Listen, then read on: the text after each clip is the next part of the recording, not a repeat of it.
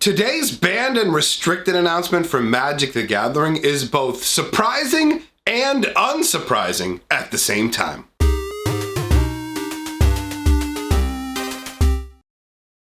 Greetings, owners of fine luxury cardboard rectangles. We are here today to discuss the August 26th banned and restricted update for Magic the Gathering. And I have to say, I was actually genuinely surprised by some of the changes that they are making. Now, there was the expected banning that everybody thought was coming that did happen, but we have other bannings I wasn't expecting, unbannings, unrestrictions, new restrictions. This actual announcement is a big deal in comparison to a lot of the other ones. A lot of the time, the announcements they make are relatively minor, but we're actually looking at changes to Vintage, Modern, and Standard. Now, just so the people who aren't really Magic players up to speed also know what's going on, you need to understand that Magic the Gathering is played in multiple different formats, and these formats are essentially delineated, broken up by different time frames. So you have your standard format, which in the most rough sense, this is just for people who don't understand Magic. So those of you who understand Magic, don't worry about running down to the comment section being, actually, to be fair, just understand these are broad strokes for somebody who doesn't play the game to understand, all right? So standard is roughly the last 2 years worth of sets. Modern is another format that stretches back for at least a decade and a half. And vintage is a format that reaches all the way back to the beginning of Magic the Gathering. And we actually have announcements for all three of these format categories. Now in Standard, we have an unbanning in Rampaging Frosted On. In Modern, we have Hogaak getting the ban, unsurprising. Faithless Looting getting banned, kind of surprising, unsurprising. StoneForge Mystic getting unbanned, which is genuinely surprising to me. And Vintage, that's where the changes genuinely full on 100% surprised me. So in Vintage, we have Karn being restricted, Mystic Forge being restricted, Mental Misstep being restricted, Gogari Grave Troll being restricted, and Fast Bond being unrestricted. So, again, for the people who don't know much about Magic the Gathering, there's a difference between banning and restrictions. Banning is the new way of doing things where they just go, you can't use this at all, full on ban. Restricting is an old world concept where they would go, a card's too powerful, but you can still use one. Normally you can use 4 copies of a card in your deck. With restrictions, you're allowed to use 1 copy. So they don't kick the card completely to the curb, but they go, you know what? You're gonna have to get lucky and draw this or find a way to get the card into your hand. Now that all that's been said, let us dig into the meat of the explanations behind why each of these cards have been banned or unbanned, starting with Rampaging Frosted On.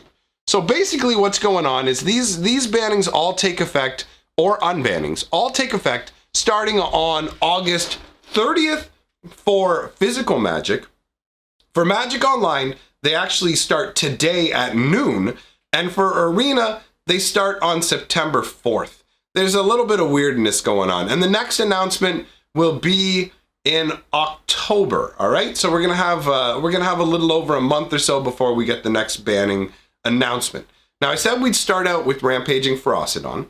Now it says we periodically review the banned and restricted list for cards we can remove that will positively impact a format.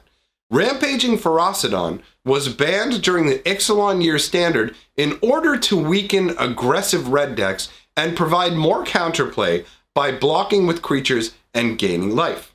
Since that time, aggressive red decks have become weaker in the metagame as stronger and more varied strategies have emerged. And I just realized now, actually, probably the best thing to do is to actually talk about each card before we talk about what's going on with the card. So Rampaging Frosted On is 1 red and 2 colorless for a 3/3 menace dinosaur. Players can't gain life while it's out, and whenever another creature enters the battlefield, Rampaging Frosted On deals 1 damage to that creature's controller. All raptors are aggressive, but Frostedons seem to enjoy their prey's pain. So You can see this little Frosted On. He's like, hey, what's up, buddy? I'm going to stand on you. I'm going to mess you up. This is an incredibly aggressive card, in all honesty. So I wasn't really that surprised to see it become banned. Now, the article continues. 2 popular new standard decks enabled by Core Set 2020's release are Scapeshift and Orzhov Vampires. Both decks seek to win by putting lots of small creatures onto the battlefield, and the Orzhov Vampire deck has many ways to gain life.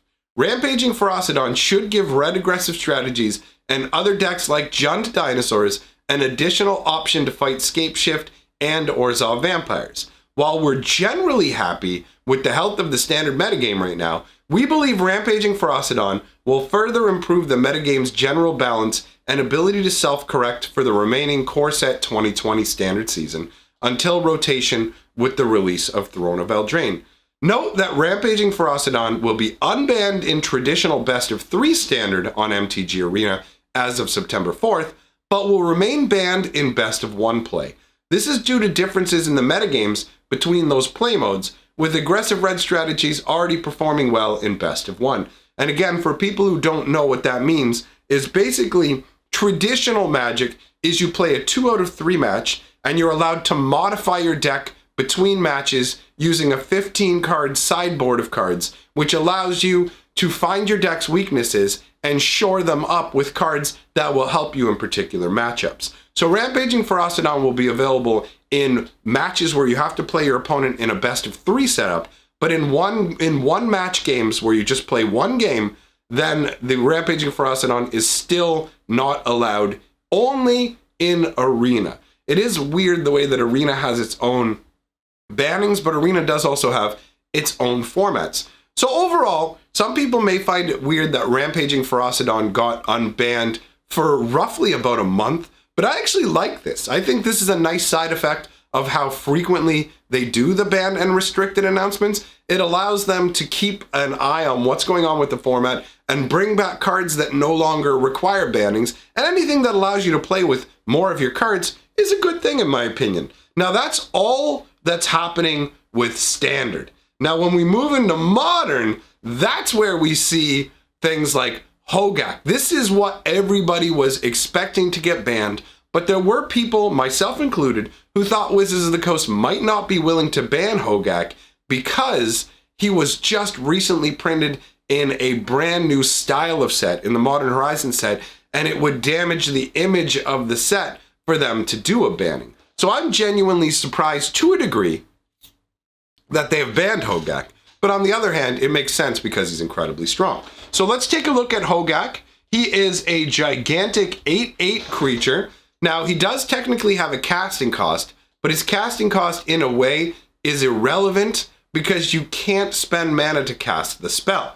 Basically, what you have to do if you want to cast Hogaak is you have to tap creatures you already have in play and remove cards in your graveyard. So that 7 casting cost seems like a lot of mana to pay for an 8/8 trampler, but you can cast him from your graveyard, and more importantly, you cast him without spending any mana. And it's very easy to get out 2 creatures and feed a bunch of stuff into your graveyard to get this guy out. Admittedly, his artwork's absolutely incredible. It's a shame something with such amazing artwork is getting banned, but hey, he definitely deserves it.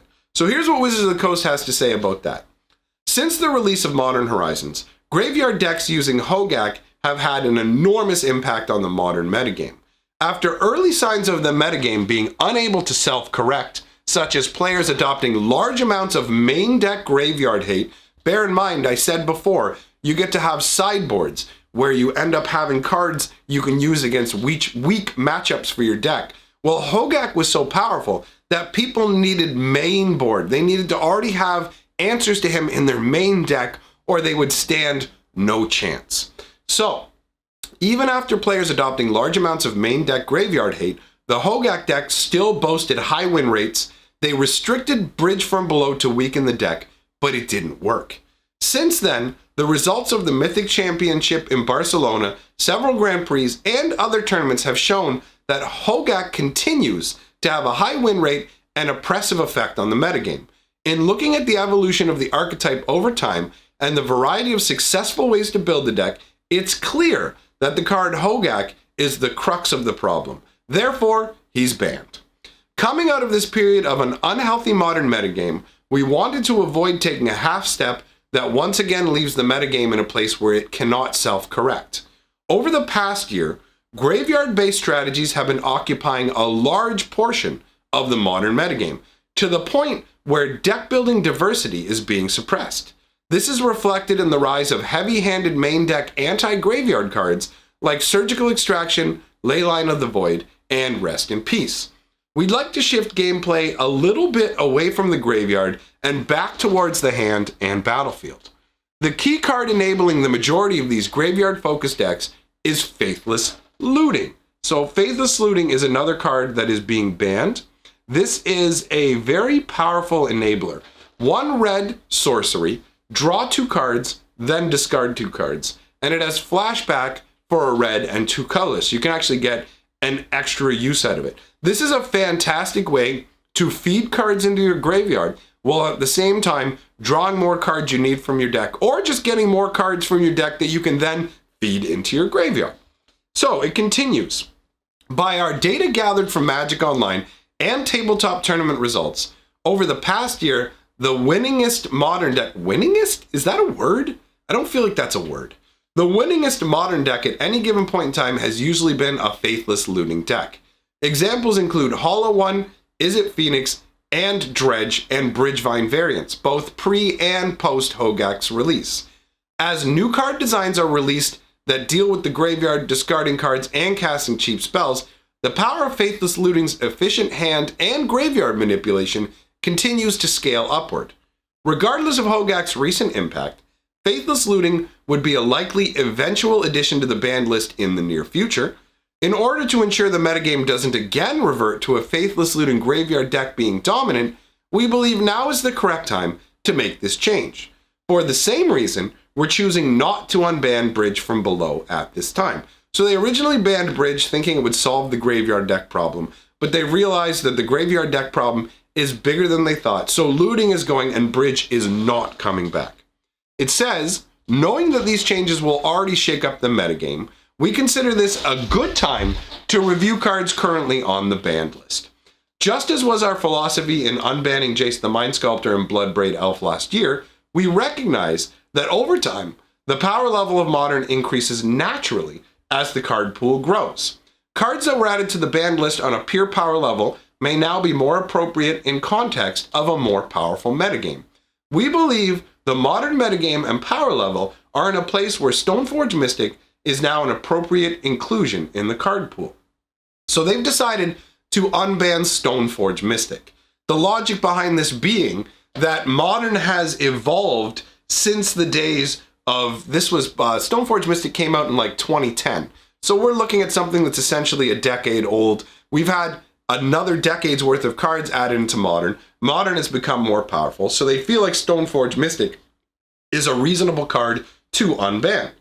StoneForge Mystic is 1 white, 1 colorless for a 1/2 Artificer.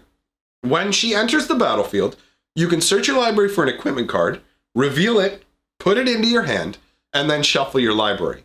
And for 1 white and 1 colorless, you can tap her, put an equipment card from your hand onto the battlefield. Now, at the time, there were a number of swords that were absolutely dominant pieces of equipment. She enabled you to go grab this equipment and slap it straight onto the board at instant speed. At the time she came out, at first she was actually ignored.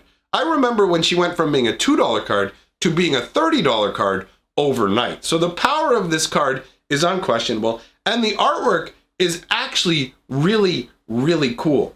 This Artificer is able to forge weaponry using her mind and stone magic. You can see a blade is being forged right there in the artwork with gigantic chunks of rock. It's very, very cool. I enjoy the flavor of this card a lot. So the article continues. The danger in reinducing StoneForge Mystic, and the reason it's remained on the banned list up until this point, is that at its strongest against straightforward decks that play to the battlefield.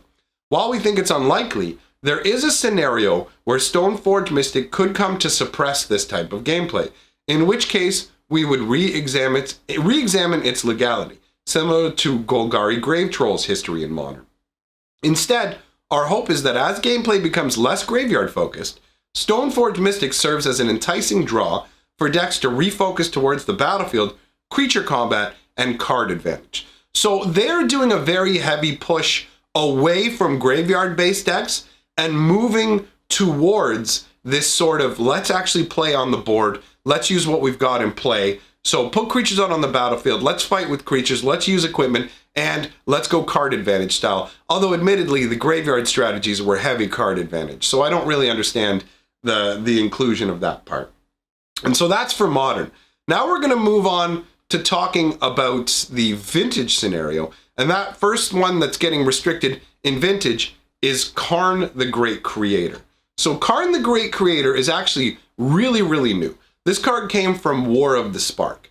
Now, it says activated abilities of artifacts your opponents control can't be activated. It's got 5 loyalty. Its +1 ability is until your next turn, one target non-creature artifact becomes an artifact creature with power and toughness, each equal to its converted mana cost. -2, you may choose an artifact card you own from outside the game or in exile, reveal that card, and put it into your hand. So this is a potent card that both shuts down your opponent and enables your strategies. The artwork's fairly straightforward. You just got Karn standing there like, what's up, boys? So the article goes on to say, War of the Spark, Modern Horizons, and Core Set 2020 have been among the most impactful sets for Vintage in years. We've been watching and listening to the evolution of Vintage over the last several months as the metagame has begun to settle. Now that the London Mulligan is official, and we've had some time to review data and tournament results, we'd like to take action to resolve some problematic play patterns. Though our data shows that Vintage is in a good state of balance from an objective standpoint, with nearly all the top 10 decks having a 47 to 53% overall win rate, we've heard community concerns about an increase in turn 1/2 effective wins and less interactive gameplay. Vintage is already blisteringly fast, with games being decided very, very early. But if you have too many turn 1/2 effective wins, you're gonna have a problem. People don't get to actually enjoy themselves.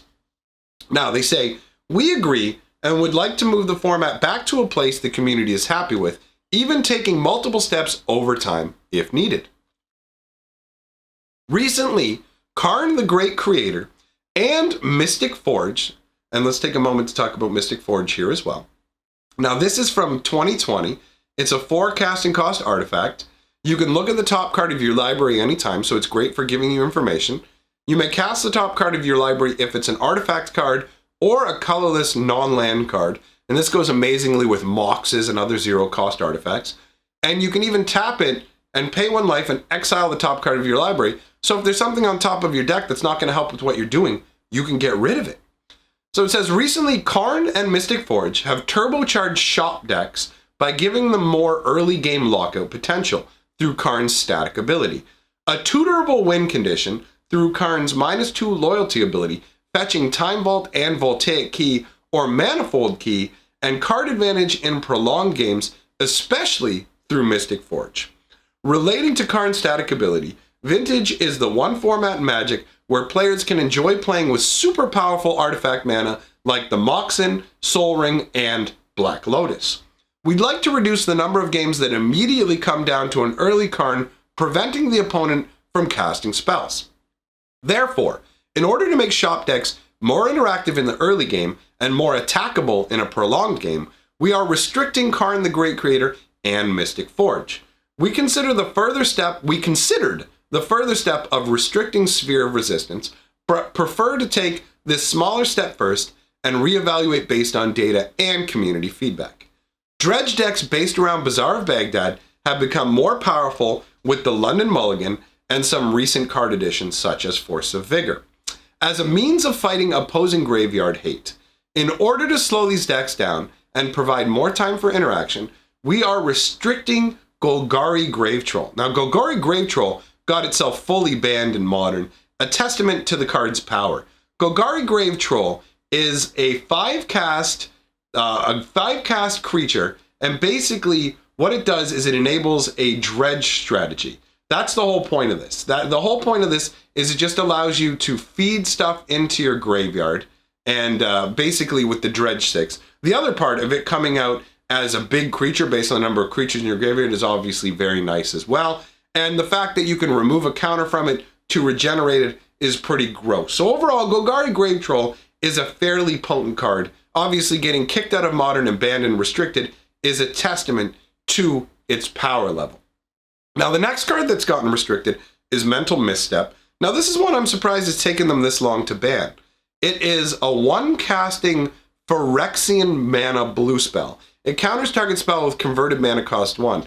Now, that weird little Phyrexian blue symbol up in the corner means you can either pay a blue mana or 2 life. And that's the problem. If this was just a 1 blue cost spell, they wouldn't have the issues they're having with it.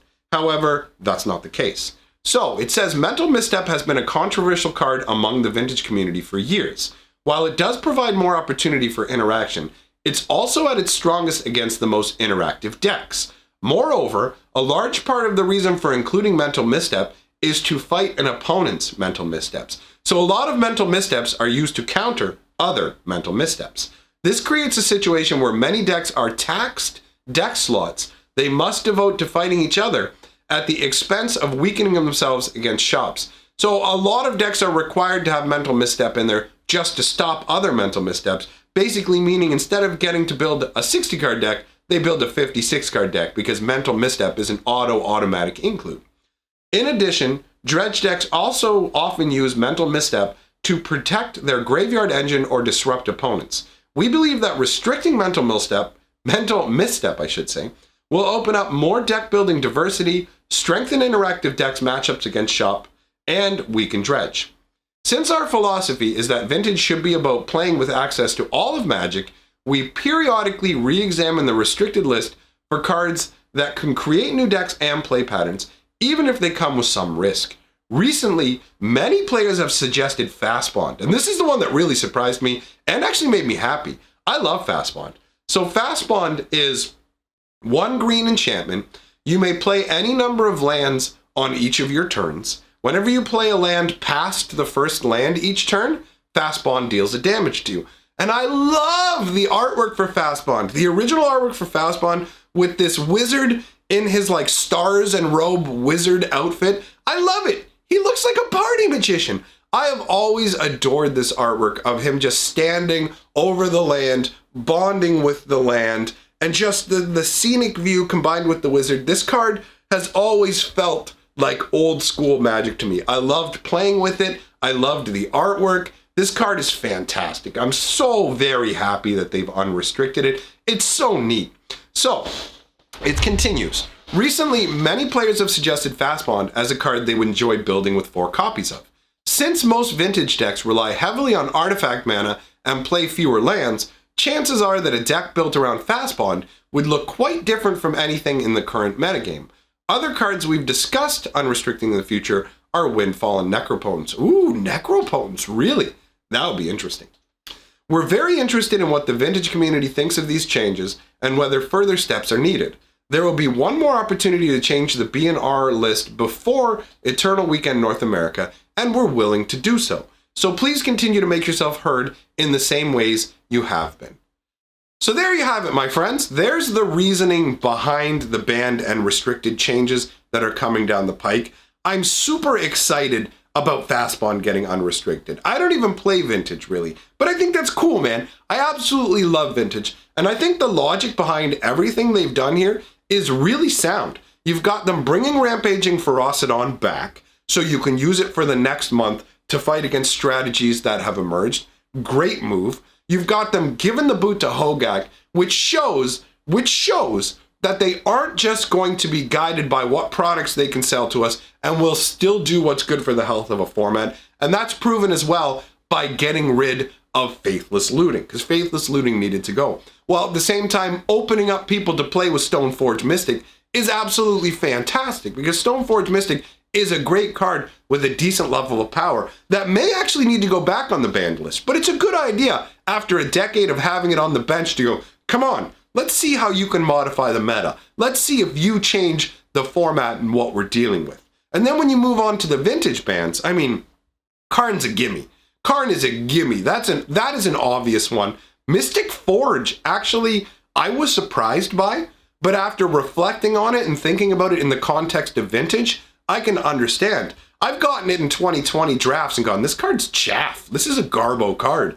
But in a situation like vintage, it really shines. So restricting that makes perfect sense. Restricting Mental Misstep also makes perfect sense. The card is too prevalent, and forcing people to play with it just to deal with it is really stupid. And Gogari Grave Troll has always been a beast. So him getting restricted also makes perfect sense. And again, Fastbond getting unrestricted, that tickles my happy bone right there.